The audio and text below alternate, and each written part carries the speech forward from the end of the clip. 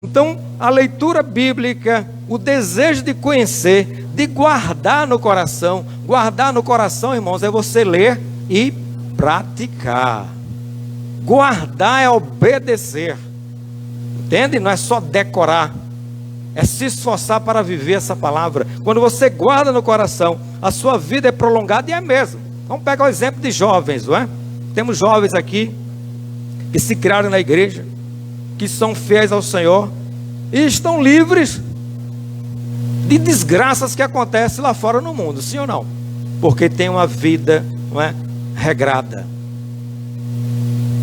balizada na palavra. Estuda, sai, né, vai passear, isso é normal. Está em casa e vem para a igreja. Tem gente que acha que isso não é vida. Essa que é a vida, irmãos. Essa que é a vida, viver sua vida sossegada e quieta. Muitos acham que a vida é a balada, não é? Vamos para a balada. Mas veja, esses jovens estão livres de... Os irmãos sabem o que aconteceu lá no Rio Grande do Sul? Acho que já tem uns 7 anos, não sei.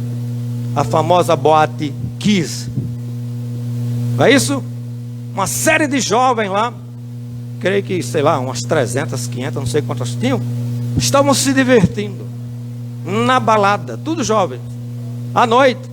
E de repente um músico lá, não é, para deixar a coisa mais ainda sensacional para eles, durante lá os cânticos dele lá, as músicas, ele pega um foguete sinalizador, veja, no palco, acende o foguete e pô, como o ambiente era um ambiente para outras coisas, não para soltar fogos, pegou fogo.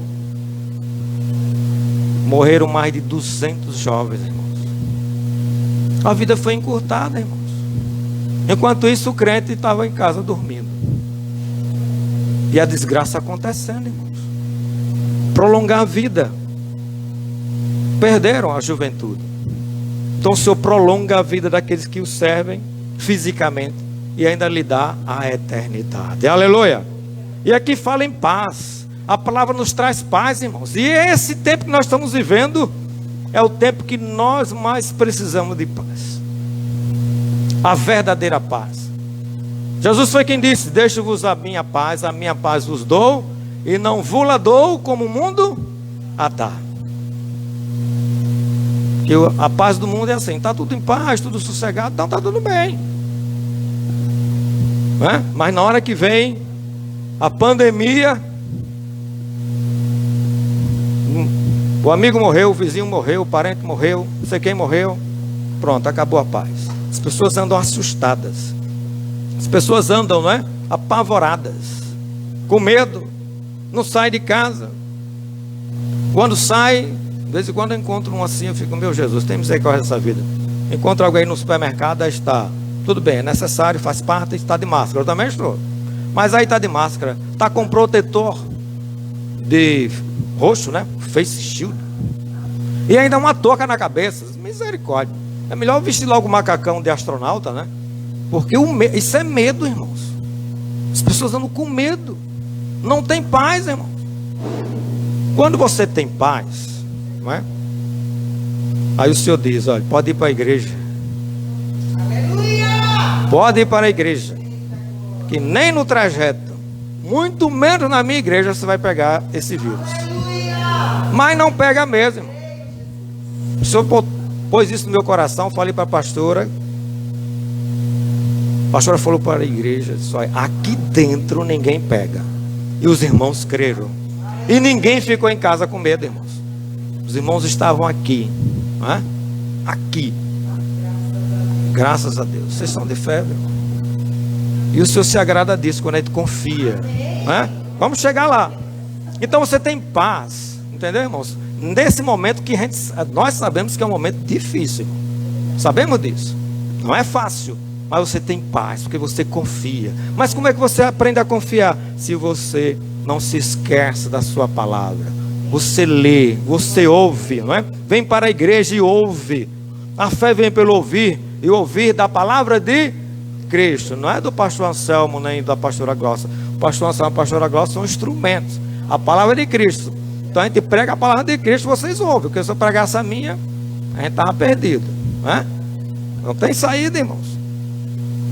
Versículos 3 e 4. Que o amor e a fidelidade jamais o abandonem. Olha, isso é muito importante na vida de um crente. Que o amor e a fidelidade jamais o abandonem. Prenda-os, está se referindo ao amor e à fidelidade. Prenda-os na tábua, melhor, ao redor do seu pescoço. É como se fosse, não é, um ornamento. As mulheres, quem gosta disso, não é, colares, sei lá, gargantilha, como são os nomes, pastor? Não é? Corrente, colar, não é?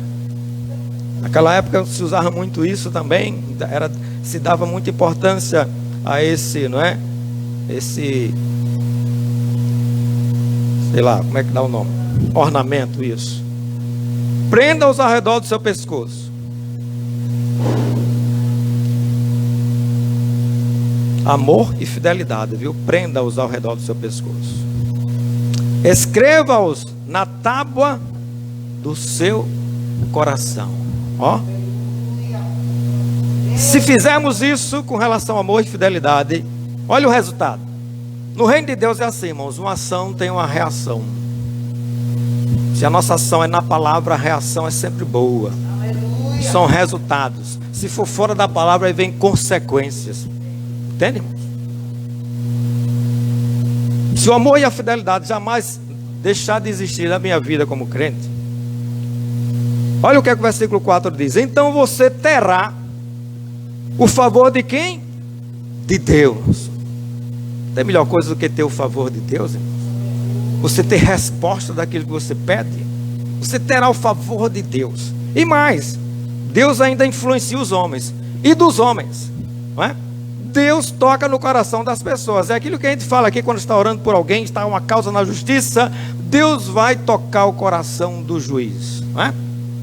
É o favor de Deus e dos homens, porque Deus vai influenciar o seu resultado, não é? Vai tocar no coração do professor, você tem algo a falar, né? A pastora já contou um fato aqui, quando ela fazia faculdade e queriam que fizesse um trabalho que não tinha nada a ver com os princípios. Veja, irmãos, o que é convicção? Não é porque ela era pastora, não, é convicção. Porque tem muitos que são pastores por aí também e está andando de qualquer jeito. E a professora queria que ela fizesse um trabalho lá que feria os seus princípios éticos e morais. E ela foi falar com a professora, irmãos. Orou ao Senhor e foi lá. E a professora fez o quê, pastora? Deu outro trabalho para ela fazer sozinha. Porque era em equipe isso, não era? As colegas até queriam, né? Aquele jeitinho brasileiro. Não, eu boto o seu nome no trabalho. Ela, epa. Estão ouvindo, estudantes do Brasil? Nada de trapaça, hein? De mentira, só para tirar nota.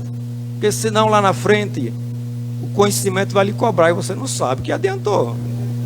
É melhor estudar. É melhor tirar 5 ou então 4 e estudar de novo. E aprender. Que aí quando você for fazer o concurso, você passa. Mas se alguém botar a notinha para você, você sai alegre no final do ano, né? Papai e mamãe não vai me cobrar que pagou e eu não passei. Mas depois a conta vem, irmãos. Consequências, não é? Então a pastora foi e fez o trabalho dela. Por quê? Porque Deus moveu o coração dessa professora, que não era brincadeira, e ela disse: Glaucio, eu vou dar outro trabalho para você fazer. Aleluia. Aleluia. Esse é só um exemplo, não é? Que você terá o favor de Deus e dos homens. E outra, e boa reputação. Aleluia. Reputação é boa fama.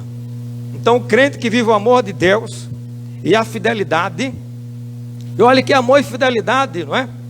Ela é o quê? Fruto do Espírito. Está lembrado da mensagem da ceia passada? Que o ramo, não é? Que está ligado na videira, aonde a seiva vai, ela dá o quê? Aquele ramo dá muito fruto. Viu, irmãos? Para a gente vencer a carne, entendeu? Aquele momento de explosão, só se estivermos cheios da palavra. E a palavra é quem vai fazer com que a gente pratique o amor, porque a Bíblia é muito clara sobre o amor, irmãos, e mexe na nossa vontade humana, que a Bíblia chama de carne, mas mexe mesmo. irmãos conhecem, né? 1 Coríntios 13. Deixa eu ler aqui o que é que o amor é, né? Me lembro de uma pregação que a pastora fez. Ela mostrava primeiro o que não era e depois o que era. Agora eu vou mostrar só o que é. Então 1 Coríntios 13 diz assim, ó, 13, a partir do versículo 7, o que é o amor? Diz assim, ó, tudo sofre. Epa, pastor, agora eu vou andar sofrendo o tempo todo? Não, não é isso. A Bíblia está falando que você, né, sofre uma injustiça, seja ela em que âmbito for, no relacionamento, não é? Conjugal, entre irmãos, entre pais e filhos, no trabalho, na escola, na vizinhança, na parentela, não interessa com quem você está se relacionando, você sofre uma injustiça e você espera em Deus. Esse esperar em Deus, ou seja, esperar que Deus lhe dê a solução, tudo sofre. E não, né, sair no mesmo nível do outro e vamos brigar, agora é assim, bateu, levou. Isso não é amor, irmãos, isso é carne. Isso é razão humana. E aqui está dizendo, tudo sofre, olha, tudo crê. Tudo crê o quê? Eu vou crer em tudo que se fala por aí? Não é isso, a palavra está falando de você crer no melhor das pessoas. Então antes de você falar mal, você vai olhar, não é, as boas coisas da pessoa. Aí você vai ver que o defeito é bem menor. Se você fizer uma lista, as virtudes são maiores. Aí você, pelo amor, você suporta essa pessoa, não é? Tudo crê, tudo espera, olha, sabe ser paciente, entendeu? Mas pastor, não aguento mais não, já tem tanto tempo, tem meses, tem anos, né? Já perdi até as contas. Mas o amor tudo espera. E sabe o que mais? Tudo suporta. Eu não aguento mais. Mas a palavra diz, e Deus fez isso mesmo, que Ele não permite que a gente passe por lutas e tribulações que não sejamos capazes de suportar, irmãos. Porque quando chega no limite, aí a palavra diz que Deus dá o livramento. Aleluia! Ou seja, se você ainda não teve o livramento, Deus está lhe treinando. E aí você vai ajudar outros também. Foi assim que Paulo disse, não é? E nós vamos ler daqui a pouco. Ele podia consolar outros porque ele já tinha passado pelo maior sufoco na vida e aprendeu a esperar em Deus. Então ele podia ensinar outro. Espere, eu passei por isso, então espere. Então o amor é assim, não é? Tudo sofre, tudo crê, tudo espera, tudo suporta. Então voltando ao nosso texto, diz isso, é?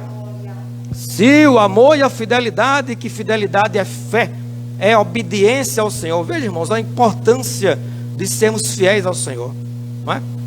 Se o amor e a fidelidade não abandonar o meu dia a dia, está no sentido do dia a dia, é o meu cotidiano, não é? É o fruto do Espírito. Então eu terei o favor de Deus, seja resposta de oração. Terei favor dos homens, ou seja, Deus vai mover o coração das pessoas, não é? E ainda teremos boa reputação. E é mesmo, a pessoa que pratica o amor e a fidelidade, o testemunho é ruim ou é bom? Hein? É sempre bom. Alguém vai dizer, aquele ali é crente, aquele jovem é crente, aquela senhora é crente mesmo. Porque se não for assim, irmãos, a reputação é má. E o nome de Cristo, infelizmente, é envergonhado, não é? Então, paz, voltando ao 1, 2, vida longa, prosperidade e paz que nós vimos, tem tudo a ver com a palavra. Inclusive Hebreus 4:12 diz isso, não é? Vamos lá rapidinho para Hebreus 4:12, para a gente não perder o sentido da palavra. Olha o que é que o Senhor deu ao escritor de Hebreus, que eu acho que foi Paulo, né? Mas os estudiosos dizem que não tem certeza. Mas veja, Hebreus 4:12 diz assim, ó, pois a palavra de Deus, não é? Ela é viva e eficaz, ó. Não é uma simples leitura, irmãos. Ela é viva, ela produz efeito. Por isso que a gente precisa ler diariamente, porque ela transforma. Eu me lembro, irmãos, a pastora já contou aqui, eu já testemunhei também, quando eu ainda nem era crente. Eu li a Bíblia uma vez e meia. E coisas que eu fazia como descrente, já era casado, hein? Comecei a ler ainda namorando, depois noivado, casei, ainda não era crente. Ela foi muito corajosa, né? Esperava no Senhor, tinha fé. Só depois de 3 anos foi que eu me converti. Aí um dia desse eu disse, olha minha filha, eu não tinha nem me lembrado disso, nem me atentado somando os 4 anos, foi 2 anos de namoro, 2 de noivado, 4, com mais 3 de casamento, eu me converti com 7 anos, olha, que lhe conhecia. O 7 é um número da plenitude, viu, irmãos? Da perfeição de Deus. Deus deixou para ser no 7º ano, né?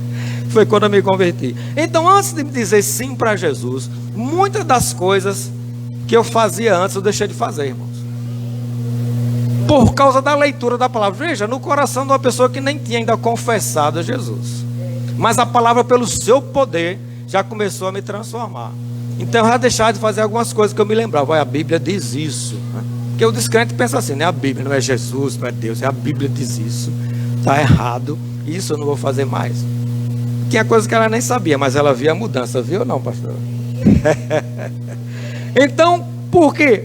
Isso que está em Hebreus 4:12. Agora, olha o efeito na nossa vida como crente, irmãos. Olha, a palavra de Deus, ela é viva, ela é eficaz, irmãos. E mais, viu? É mais afiada do que qualquer espada de 2 gumes. Paulo usa essa figura de linguagem para a gente entender, não é? Uma espada afiada com os 2 lados. Ela penetra, olha, até o ponto de dividir alma e espírito, irmãos. Ou seja, quando nós lemos a palavra de Deus, alma na Bíblia aqui, nessa passagem, nesse contexto, está no sentido de razão humana. O nosso intelecto, a nossa ideia, né? Os conceitos que a gente tem da vida. A palavra, quando a gente lê, ela vai e divide os nossos conceitos que a gente já sabia. O exemplo que eu contei aqui da minha própria pessoa. E o nosso espírito, que o espírito é que se alimenta da palavra, né? Então, ela é capaz de dividir isto, alma e espírito, ou seja, ela faz com que a gente reflita e diga, essa atitude realmente está errada, não é conveniente para mim, como servo de Deus. A palavra faz isso, divide, não é? Esses pensamentos, e vai mais, juntas e medulas, vai até no corpo, não é? Por isso que traz saúde, amém, irmãos? E mais, finalizando esse versículo diz, e julga, olha, é a palavra que julga, faz a comparação, se a atitude é certa ou errada. Por isso que eu preciso ler. Julga os pensamentos, o que é que eu estou premeditando, o que é que eu penso da vida, o conceito que eu tenho em determinado assunto, e as intenções, ó, pensamentos e intenções do coração. A intenção é aquilo que eu quero fazer. Está no meu coração, eu vou fazer. Sim, mas está de acordo com a vontade do Senhor? Não, então eu não faço. Quando isso acontece, irmão, é realmente a ação de Deus para eu ter vida longa, prosperidade e paz. É a ação de Deus para ter amor e fidelidade, entendeu, irmãos? E como eu falei de provação, né? Vou só dar o exemplo aqui para vocês. 2 Coríntios, capítulo 1, Paulo mostrando isso. Se Deus está permitindo, meu irmão, minha irmã, que você esteja passando por provação, não sei em que nível é, em que área é, né? Se é na saúde, se é financeira. Claro que a gente sofre consequências de atos, né? Tem que ser sincero com Deus, entendeu? Aí a gente pega a bagagem e entrega na mão de Deus. Ai, Deus, resolva aí, porque não é assim não, irmão. Não fomos nós que fizemos. Agora aguente. Deus vai querer resolver com você, mas não se faça de vítima, não. A gente tem essa maneira de se fazer de vítima. Meu Deus, e aí, quando é que vai resolver isso? É? E quando você fez? Você pensou em Deus? Não é assim, irmão. Você tem que ser sincero com Deus, né? Então Paulo disse o seguinte, e ele diz para nós hoje, nessa noite, é 2 Coríntios, foi isso que eu falei para vocês? 2 Coríntios capítulo 1, é isso? Versículos 3 e 4, deixa eu ver se é isso mesmo. É isso mesmo. Olha que coisa maravilhosa.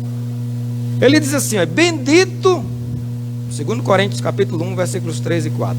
Bendito seja o Deus e Pai de nosso Senhor Jesus Cristo, Pai das misericórdias, ó, e Deus de toda a consolação. É Deus quem nos consola. Hã? Ah, eu estou inconsolável, mas Jesus lhe consola. Aleluia. E ele diz no versículo 4, que nos consola em todas as nossas tribulações. Aleluia. Para quê?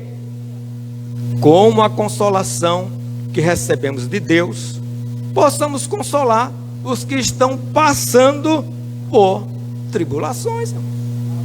Então Deus, não é? Quer que a gente sempre tire lições, entende? A gente sabe que tem tribulações que a gente passa, que a gente não foi o causador, e Deus permite para que você cresça na fé também. E tem aquelas que infelizmente, não é? Foram fatos que aconteceram, a gente tem que ser humilde e com Jesus e junto, e Ele vai resolver. Agora vai chegar o vai ser no tempo dele, não é?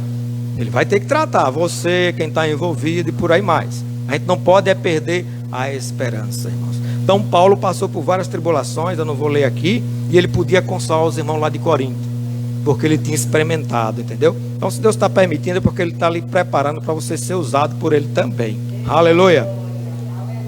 Versículos 5 e 6, irmãos, estamos já chegando no final, porque o nosso tempo também já está avançado. Versículos 5 e 6 do nosso texto base, né? Provérbios 3 diz então: confie no Senhor, de todo o seu coração. Coração, irmãos, na Bíblia tem sentido do seu espírito, lá no seu interior, né? O homem verdadeiro. A nossa irmã Jane, não é isso? Há 8 dias atrás, ela entendeu a palavra e veio aqui à frente e confessou Jesus como seu Senhor e Salvador e voltou. Aleluia. Isso mostra que no seu coração, no seu homem interior, ou seja, o seu espírito, houve, não é, uma ação do Espírito de Deus. Essa ação do Espírito Santo de Deus em nós, irmão, dá fome, dá sede por Jesus, não é? Quando a gente tem fome e sede da palavra, a gente tem fome e sede de Jesus. E quanto mais a gente toma esta água, né, e come este alimento, a gente é saciado, entendeu? Aí vem paz, entendeu, irmãos? Vem o fruto. A gente aprende a fazer isso aqui, confiar no Senhor. Ah, mas a situação está, parece que insolúvel, mas o Senhor tem a solução. O pastor até falou aqui, eu acho que foi na quinta-feira, é Lucas 1,37. Porque para Deus nada é impossível. Então não pense na sua limitação, pense naquilo que Deus pode fazer. Isso é confiar, tá? Então o versículo 5 diz: confie no Senhor de todo o seu coração, ou seja, sem duvidar. Agora, para você fazer isso, o versículo já explica: e não se apoie em seu próprio entendimento, ou seja, na sua forma de pensar, como é que vai ser resolvido, como é que a situação vai ser, não é, conduzida. Esse é o nosso próprio entendimento, é a nossa lógica, a razão humana. Aqui a palavra diz: não faça isso, não, confie no Senhor de todo o seu coração. E mais, reconheça, não é, o Senhor em todos os seus caminhos. Isso aqui é muito importante, principalmente para os jovens, claro, para toda a igreja, mas os jovens estão no início da vida, né? De crianças, adolescentes, jovens, vocês estão no início da vida. Há essa necessidade de reconhecer o Senhor em todos os seus caminhos, porque quando a gente faz isso, olha o que é que diz o final do versículo 6: e Ele endireitará as suas veredas, ou seja, a sua caminhada. Isso é de suma importância, irmão. Confiar no Senhor de todo o coração e viver pela fé, entendeu? A palavra diz assim, então eu vou confiar. Foi assim que aconteceu com Abraão. Deus disse: saia da tua parentela. Irmãos, hoje parece simples. Você diz: eu pego um carro, um caminhão, boto minha mudança em cima e vou embora. Não, naquela época era de pé, pelas montanhas, sobe e desce, pelo deserto sem água. Não era brincadeira não, irmãos. No relento, tinha que montar tendas, sujeito a cobras, animais ferozes. E Abraão saiu, deixou uma cidade chamada Arã. Olha, uma cidade que o parente construiu, que devia ter casa de pedras, olha que segurança. E saiu sem rumo. Deus disse: eu vou lhe mostrar a terra que eu vou lhe dar. Ele não sabia ainda qual era. Aí Deus foi levando, foi levando. Em Hebreus é dito que ele peregrinou pela terra que era dele, ele nem sabia que era dele. Porque Deus disse: eu vou lhe dar. Veja, mas não era a pessoa dele, física, Abraão. Eu vou lhe dar a você e a sua descendência. Então ele mesmo, apesar de ter vivido lá, não teve o título de posse. Aí veio Isaac, que foi a descendência dele, andou por lá também, não teve o título de posse. A gente precisa entender os projetos de Deus, irmãos. Aí veio Jacó, andou por lá também, não teve o título de posse. Aí vieram os 12 filhos de Jacó, também não tiveram. Foram para o Egito. Veja, irmãos, parece uma loucura. Chegou no Egito, viraram escravos. Mas o que é isso? Que promessa é essa de Deus? Pare para pensar. Se você for no seu próprio entendimento, sabe de uma coisa, eu vou dar um chute no balde e vou embora. Eu vou voltar lá para a Mesopotâmia. Não é assim não, irmão. Vida de fé, você vai até as últimas consequências. Deus não falou, então eu vou. Veja, irmãos, 430 anos como escravo. Não é brincadeira não. Chegaram a um ponto que não aguentava mais. Era tanta surra, era tanto sofrimento. Deus diz, ó, chega. Quando Deus diz chega, irmão, não tem cão que impeça, entendeu? Que a sua bênção chegue. E foi assim. Olha, foi no Faraó. Faraó do Egito. O homem mais poderoso da terra naquela época. Era como se fosse o presidente dos Estados Unidos. Todo mundo tinha medo. O exército mais poderoso. A riqueza maior do mundo. Aí Deus pegou esse homem e botou de joelhos. Não é? Os irmãos sabem da história das 10 pragas. Ele teve que reconhecer. E aquele povo escravo era um povo especial de Deus, olha. E que eles tinham um lugar que Deus tinha dito. Eles vão para lá. E você vai ter que liberar. E foi assim, irmãos. Só hoje, não é? Depois de milênios, já se vão o quê? De Abraão para Jesus foram uns 2000 anos. De lá para cá mais 2, 4. Agora é que a gente vê realmente o povo de Israel na sua terra. Veja, não foi a pessoa de Abraão, mas foi a sua descendência. A gente precisa compreender os princípios, né, os propósitos de Deus. Mas você vai dizer, mas pastor, eu quero receber a bênção, esse negócio de ficar para o outro. E Deus sabe disso, nossa vida é bem curta. O caso de Abraão foi um caso específico. Deus não vai fazer isso com você. Mas a gente precisa entender como é que Deus age, entendeu? Quando a gente pensa que Deus abandonou, se a gente ficar fiel, vem a bênção. José foi assim, né? Precisa contar a história de José. Por isso que ele diz, confie no Senhor. É isso que ele diz nessa noite. Tá? Não se apoie no seu entendimento, naquilo que você acha que vai. Não, tem que ser assim. Se não for assim, não. Deixa Deus. Reconheça o Senhor em todos os seus caminhos. Ou seja, deixe que Ele conduza, não é? As nossas atitudes do dia a dia tem que estar fundamentadas, irmão, na palavra. Não tem outro caminho. É a seiva para que a gente dê fruto, para que a gente fique ligado na videira que é Jesus. E aí quando a gente vive assim pela fé, nossas atitudes estão fundamentadas na palavra. Sabe o que é que acontece? Efésios 3:20 diz o seguinte, olha. Efésios 3:20.